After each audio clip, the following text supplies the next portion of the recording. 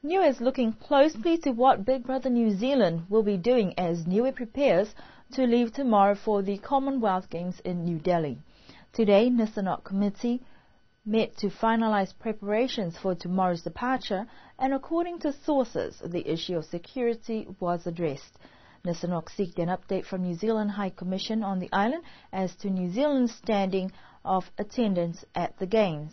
According to the New Zealand High Commission office, they were happy to update Team Niue on Team New Zealand's attendance at the Games. However, it is still not confirmed whether New Zealand athletes will have a delayed arrival at the Games. Recent media reports of poor hygiene at Games accommodation providers and security alerts from India has had athletes from Australia and other parts of the Commonwealth pull out of the Games.